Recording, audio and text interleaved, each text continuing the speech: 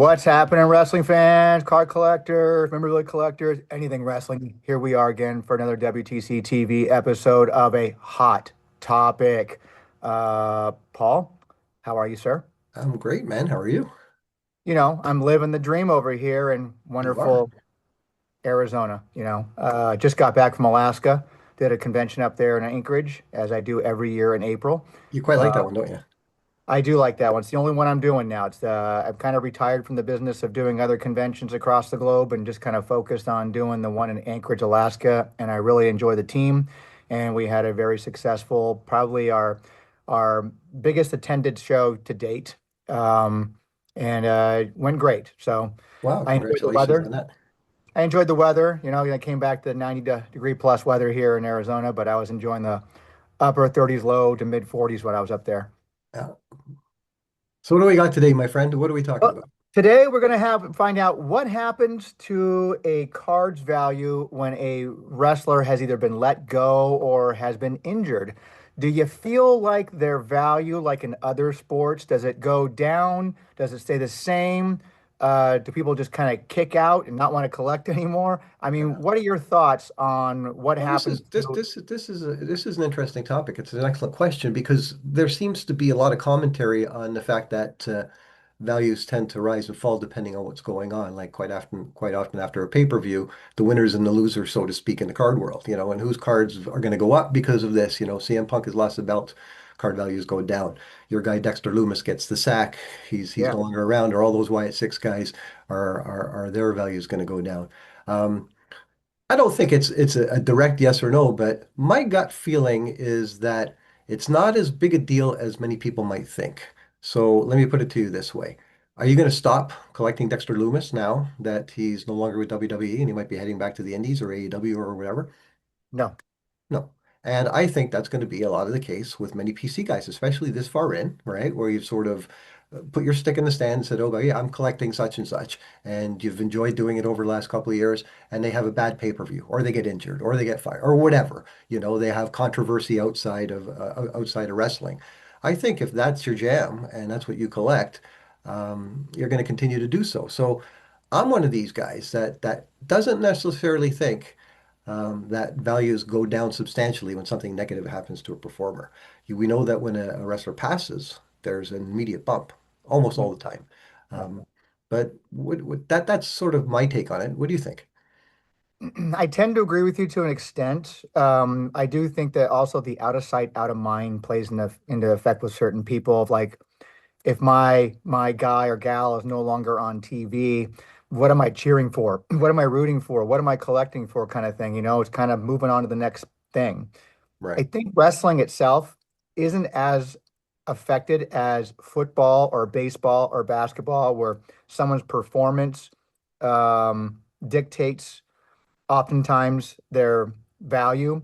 Yeah. Um, It's stat driven, right? Like, it's really stat driven, but in the same sense, for wrestling, it's story driven. So, depending on if they're going to be an interesting story or maybe not. Maybe there's people out there who collect, like myself. I guess I'm a good example of the fact that I collect Dexter Loomis cards because I just like the character that I've randomly selected, actually. So I've kind of grown to like the character, still never having watched him wrestle before. now here's a Uh, question. So he turns up tomorrow in GCW, but he's not called Dexter Loomis. He's called who knows what. yeah, And he's got a completely different look.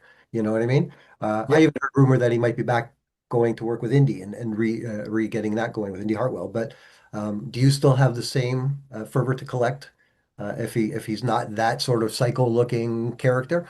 Well, I mean, keep in mind, I was collecting him when he was, got that Nazi look going on there, Right. so That's what. Yeah. what's that to say? That's what But attracted you to him. so my wife is very disappointed that he's probably going back to that look because that latest video of him cutting all his dreads off like that just seemed she's like, no, no, not going back to that.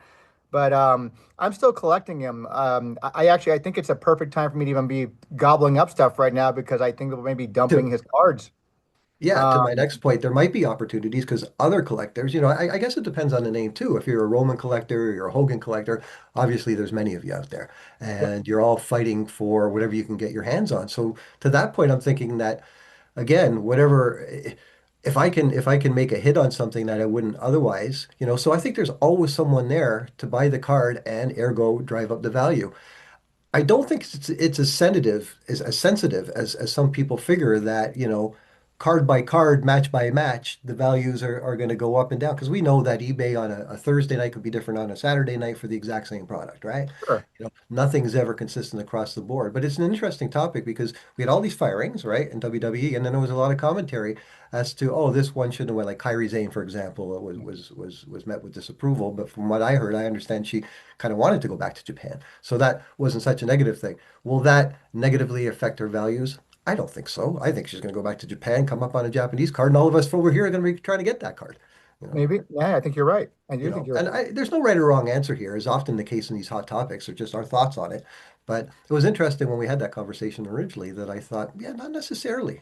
I don't know if the market is so fine-tuned. And then, of course, you mentioned baseball, and yeah, I can see where baseball collectors might be tuned into your home run king or your RBI king of the year, into the performers rather than because there's so many baseball players, rather than just picking one guy. I'm going to pick. Roberto Alomar, and I'm going to collect them for the rest of my life. And there's a lot more of that. And in fact, that's the dominant form of collecting in wrestling, I believe, is PC guys. The Yeah, it is. I mean, it is different than sports because, like you said, with baseball, I'll equate it to football. You're going to get a guy who's probably a star running back for a team. He goes out with an injury. People are still kind of sad at the fact that he's out on injury. Does it really hurt his value? It might stagnate it a little bit. But then you get this new guy who's replacing him while he's out on his injury, and this guy explodes for 200 plus yards rushing. Like all of a sudden, everybody's clamoring for this guy. He could be the next big star right now. Yeah, The guy ends up having one game and that's it, yeah, So it's very fluctuating on performance and as you say, stats like that, where I think sure. we don't have that in wrestling. It's very story driven.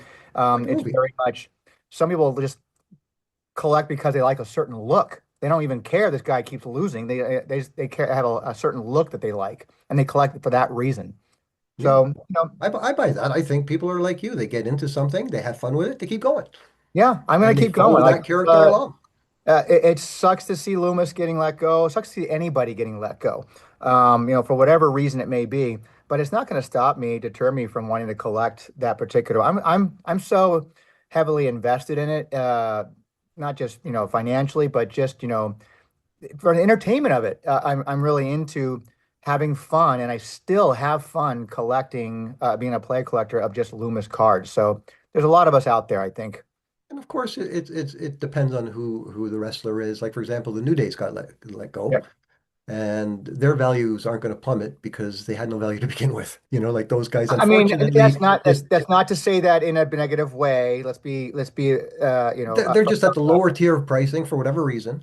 They've just never been popular. Kofi, Big E, Xavier, they've just never sold that well. I will You tell can you you can though buy from a $5 autographs of all of them, I right? will So tell you though from yeah, from a storefront, in other aspects of collecting, say action figures, yeah, stuff that's been sitting here for a while now. Big E, Xavier Woods, Kingston. I have all three of those guys have been peg warmers for a long time, is and that what now you they're call them when they don't move? yeah, and now they're moving. Or are they? Because they've Yes, been sacked. because So they've been sacked. So that's in this case affected it positively, not negatively. People, Correct. oh, we're not going to see these guys again. Let's snag them up.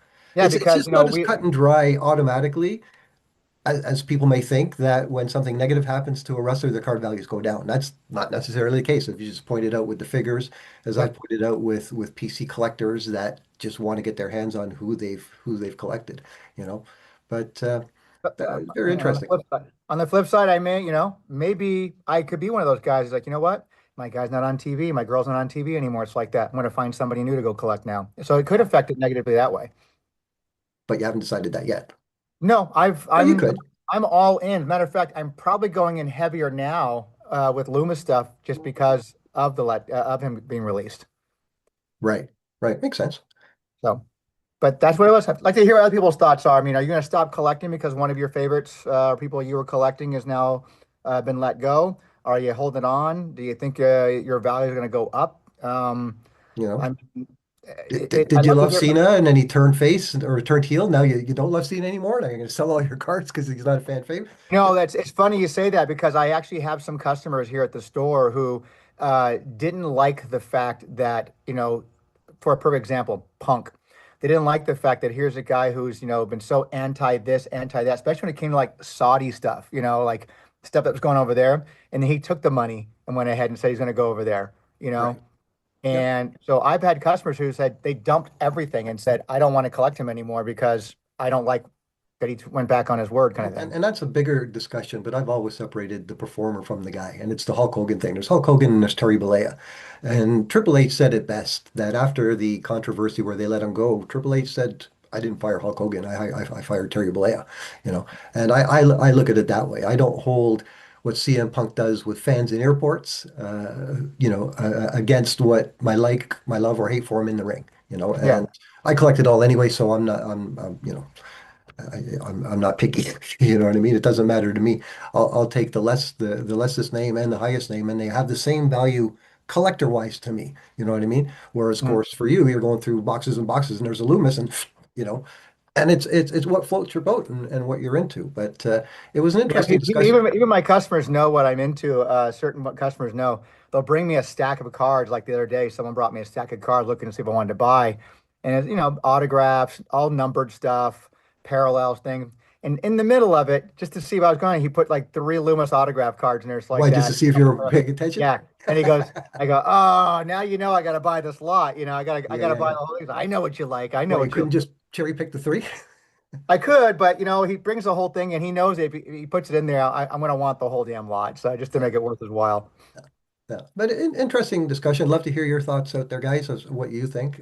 How closely do you think card values are associated to storylines and what these people do in their personal lives and all the different things that can affect the collectability?